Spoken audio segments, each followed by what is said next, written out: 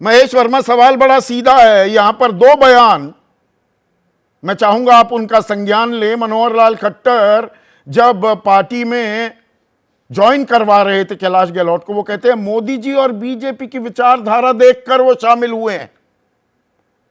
और आपके प्रदेश अध्यक्ष वीरेंद्र सचदेव कह रहे हैं कैलाश गहलोत काम के लिए जाने जाते हैं। तो कामों की तीन बात मैं कहना चाहूंगा। प्रवर्तन निदेशालय इसी साल मार्च में शराब घोटाले पर उनसे पूछताछ की। डीटीसी बस 1000 खरीदी गई कि जो एक बस की खरीदी का दाम था उससे ज्यादा का तो एनुअल मेंटेनेंस करा दिया। घोटाला किया है कैलाश गहलोत ने, और इनकम टैक्स की रेड तो पड़ी थी। 120 करोड़ की आयकर चोरी का आप आरोप लगाते थे। इसी काम के लिए जाने जाते हैं और अब आपके पास आ गए तो दाग धुल जाएंगे।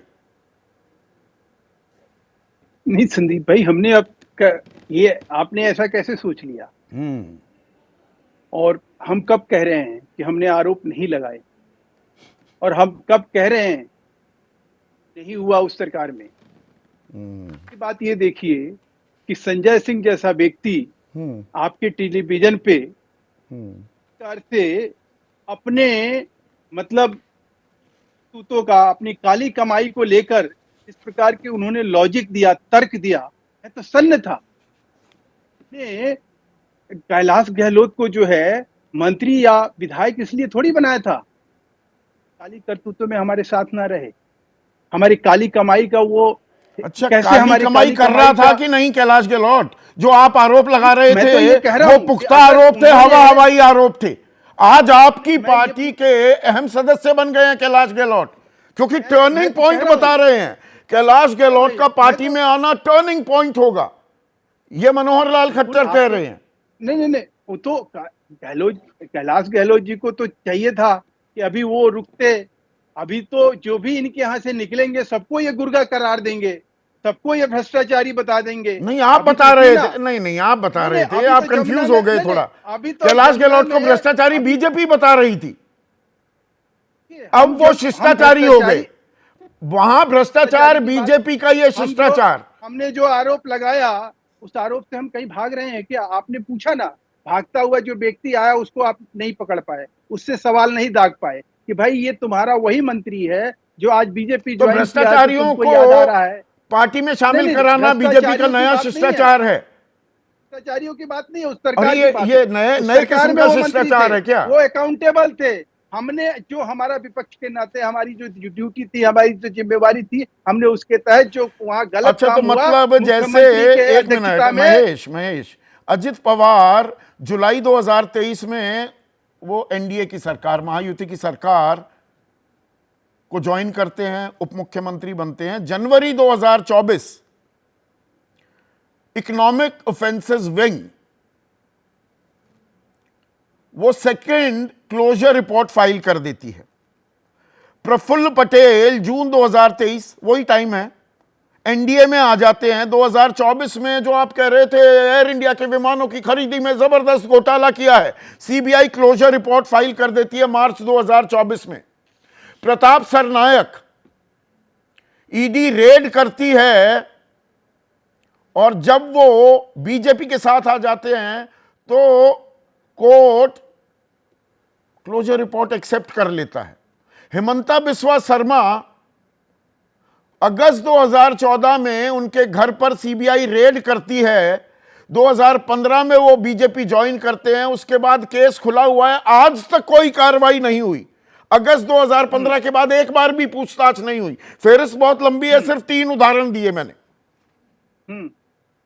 आपने कभी पार्लियामेंट के अंदर, संसद से लेकर सड़क तक, कहीं कोर्ट कचहरी में हमारे किसी विपक्षी मित्र को आपने इस बारे में कोई बात करते हुए या कोई इस तरह की कोई चीज कहीं जाके ये कहते हुए कि देखिए साहब, हेमंत बिस्वा शर्मा जो है किसी प्रकार से भारतीय जनता पार्टी, अच्छा, विपक्ष का काम है अदालतें चलाना?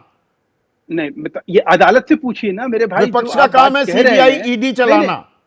क्लोजर रिपोर्ट दाखिल होना और कोर्ट को उसको एक्सेप्ट कर लेना, तो कोर्ट इसमें दोषी है।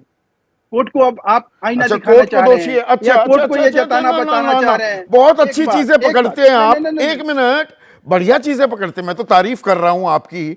तो अजित पवार नहीं कर रहे हैं सर, इकोनॉमिक अब दूसरा ऑफेंसेस सवाल विंग दागेंगे ऐसा सेकंड कि क्लोजर रिपोर्ट फाइल करता है, इसमें कोर्ट कहां आ गया? सीबीआई एक क्लोजर रिपोर्ट फाइल कर देती है एयर इंडिया की तथाकथित खरीदी में हुए घोटाले को लेकर 111 विमान जो थे। अधिकार है कि वो इसका एक्सेप्ट करे या अरे रिजेक्ट करे। अच्छा, बात करिए, आप अगर बौना बना के मुझे आप ये जताने और बताने की कोशिश करिएगा कि हमें कुछ मालूम ही नहीं है और कोर्ट कचहरी हम जानते ही नहीं है, देश के कानून के बारे में हमें अच्छा, कोई 70,000 जानकारी नहीं करोड़ के है। आरोप यूं ही लगाए जा रहे थे, कॉनरेड संगमा पर मैं तो आरोप कह वैसे रहा ही हूं ना, लगाए जा रहे थे, नहीं, फिर आप उसके इतने- बाद सरकार आप में इतने- शामिल भी हो जाते हैं। दीप जी, आप इतने चीखते चिल्लाते हैं, इन लोगों से किसी से पूछिए ना कि कभी संसद में, कभी सड़क पे, कभी कोर्ट में, कहीं जाके। आज जब कैलाश गहलोत जब कहीं आपको दिखाई दे रहा है कि हाँ केजरीवाल जी अब जमुना में जो है डुबकी लगा लेंगे, कहीं अच्छा, उनका शीश महल जो है अपने से वो काम नहीं हो मुख्यमंत्री पा आवास। रहा तो डरा धमकाकर अपने ही पार्टी में शामिल करवाते हैं विपक्षी खेमे के नेताओं को। सवाल मैं ये कह है रहा ना, हूं कि आरोप ये आपने- लगा रहा है नहीं विपक्ष। नहीं, उन्होंने कहा, आपने पूछा ना उनसे स्पष्ट रूप से, वो डरा धमका के अगर लाया गया है इधर, ना कि आपने कमिट कर लिया ना कि हाँ आपने घोटाला किया, आपने भ्रष्टाचार किया, तो आप भ्रष्टाचारियों है- को लाल कालीन बिछाकर न्योता देते हैं और उनके कह रहा दाग हूं कि धुलवा अगर देते वो हैं। भ्रष्टाचारी आपने ये नहीं, काम नहीं, भी शुरू अगर कर वो- दिया है। नहीं नहीं, वो इस देश में भारतीय जनता पार्टी जो है वो कानून के तहत सजा देने का काम करती है ईडी क्या? सीबीआई जितने अरे भाई, राजनेताओं मैं पर पूछ रहा हूं, केसेस करती ईडी है, सीबीआई 96% विपक्ष के ही क्यों होते हैं? 96% वो नहीं है, अच्छा, और क्या है? 96% के अलावा और भी देश के लोग हैं। अरे मैं ईडी सिर्फ के राजनेताओं कानून का के आंकड़ा तहत जो है, बता रहा उनके हूं ना खिलाफ भी आपको। कार्रवाई होती है। 124 में आप से बहुत 118 तरीके विपक्ष से- के हैं, 96% हो जाता है, गणित लगा लीजिए। 96% अगर जो गलत करेगा तो प्रतिशत सारे या 9% विपक्षी गलत कर उससे रहा क्या है फर्क पड़ता और है? आपके पास नहीं, आकर उससे- वो दूध के धुले हो जाते हैं।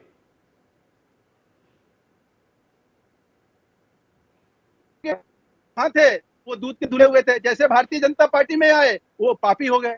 तो मजेदार बात तो ये देखिए ना, ठीक अब है। तो ये हो गया कि वो जब वहां थे तो वो आरोपी नहीं थे, यहाँ आते के साथ ये कह दिया गया कि अब तो